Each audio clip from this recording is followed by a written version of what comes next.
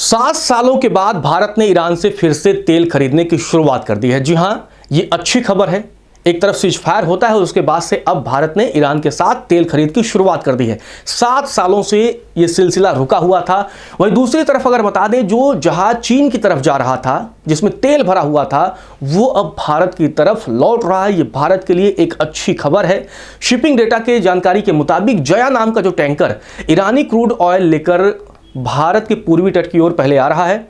अब ये टैंकर पहले गुजरात के वाडिनार पोर्ट की तरफ जा रहा था। इसमें करीब 6 लाख बैरल कच्चा तेल लदा था। इससे पहले जानकारी सामने आई थी कि ये जहाज चीन की तरफ मुड़ गया था, लेकिन अब ये जहाज भारत की तरफ लौट रहा है। आपको बता दें कि चीन की तरफ मुड़ने के बाद अब ये भारत की तरफ वापस मुड़ा है, लेकिन अब जो ये है भारत के लिए अच्छी खबर है। माना जा रहा है कि इस हफ्ते के आखिरी वक्त में ये भारत के पूर्वी तट पर पहुंच जाएगा। तो ऐसे में तेल संकट के बीच ये राहत भरी खबर है। तो दूसरी तरफ ये भी खबर है कि भारत ने ईरान के साथ तेल खरीद की शुरुआत फिर से कर दी है। आपको बता दें कि 2018 तक भारत ईरान से बड़ी मात्रा में सस्ता तेल खरीदता था, लेकिन उस समय भारत, अगर हम आंकड़ों की बात करें, भारत रोजाना तकरीबन 5.18 लाख बैरल ईरानी तेल आयात करता था, जो कुल आयात का लगभग 11.5% हिस्सा था। लेकिन अमेरिकी प्रतिबंध लगाते हैं, ट्रंप भी उस समय होते हैं, और उसके प्रतिबंधों के बाद भारत ने ईरान से तेल खरीदना बंद कर दिया था और अन्य देशों से भारत ने सप्लाई बढ़ा दिया था, जिसमें रूस और तमाम देश थे। आपको बता दें कि अमेरिका ने इसी जंग के बीच 30 दिनों की छूट का एक मोहलत दी है और उसी का फायदा अब भारत उठा रहा है। अमेरिका द्वारा दी गई ये छूट 19 अप्रैल तक है और इसी वजह से अब भारत ईरानी तेल खरीदने की शुरुआत कर चुका है। दरअसल पूरी कहानी क्या है, ये भी समझते हैं। अमेरिका ने 2018 से ईरान के तेल पर कड़े प्रतिबंध लगाए हैं, जिनके तहत अगर कोई भी देश सीधे ईरान से तेल खरीदता है तो उस पर सेकेंडरी सैंक्शन लग सकते हैं, यानी उस देश की कंपनियों पर भी अमेरिकी कार्रवाई हो सकती है। तो इसी डर से बहुत सारे देशों ने ईरान से तेल खरीदना कम कर दिया।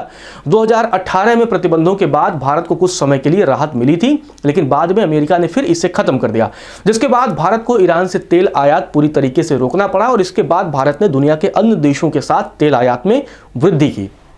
अगर बात करें, ईरान से तेल की खरीद फिर से शुरू हो रही है, लेकिन यह ऐसे समय में हो रहा है, आपको बता दें, कि जब होर्मुज जैसे अहम समुद्री रास्ते पर लगातार तनाव बना हुआ है। भारत का तकरीबन 35 से 50% कच्चा तेल और ज़्यादातर एलपीजी इसी रास्ते आता है, मतलब होर्मुज स्ट्रेट से आता है। और अब ये राहत की खबर है। हमने देखा कुछ जहाज भारत के होर्मुज के जरिए गुजरे थे। अब इस स्थिति में आपको बता दें कि भारत की ऊर्जा सप्लाई पर दबाव बढ़ा है, क्योंकि होर्मुज पर इम्पैक्ट था। इसीलिए भारत लगातार रूसी तेल की खरीद को बढ़ाया था। हालांकि उस पर भी अमेरिका ने भारत पर कुछ सैंक्शंस लगाए, टैरिफ लगाया, लेकिन उसके बाद भी भारत रूसी तेल के साथ थोड़ा सा मामला ठीक था। हालांकि बाद में रूसी तेल के आयात में भारत ने थोड़ी कटौती की। दरअसल भारत ने रूस से अब तेल खरीद बढ़ा दी है। जहां ईरान अमेरिका जंग के बाद भारत ने अब रूस के साथ फिर से जो तेल की खरीद थी उसे बढ़ा दिया है। 24 मार्च तक रूस से आयात बढ़कर तकरीबन 1.9 मिलियन बैरल प्रतिदिन पहुंच गया है, मतलब 1.9 बिलियन प्रति बैरल भारत पर डे खरीद रहा है, जबकि फरवरी में यह आंकड़ा 1 मिलियन प्रति बैरल का आसपास था। फिलहाल 17 भारतीय जहाज होर्मुज स्ट्रेट के सुरक्षित रास्ते का इंतजार कर रहे हैं, मतलब 17 जहाज अभी भी भारत के फंसे हुए हैं और वो मौके का इंतजार कर रहे हैं कि हाँ, होर्मुज से चीजें राहत मिले, उसके बाद हम जाएं। हाल को बता दें कि 7 भारतीय जहाज हाल ही में वहां से गुजरे हैं, होर्मुज को पार कर चुके हैं। और ईरान से सिर्फ कच्चा तेल ही नहीं आता है, बल्कि एलपीजी की सप्लाई भी आ रही है। तो ये एक अच्छी खबर है। तकरीबन 44,000 मीट्रिक टन एलपीजी लेकर एक जहाज 2 अप्रैल को मंगलोर पोर्ट पहुंचे थे।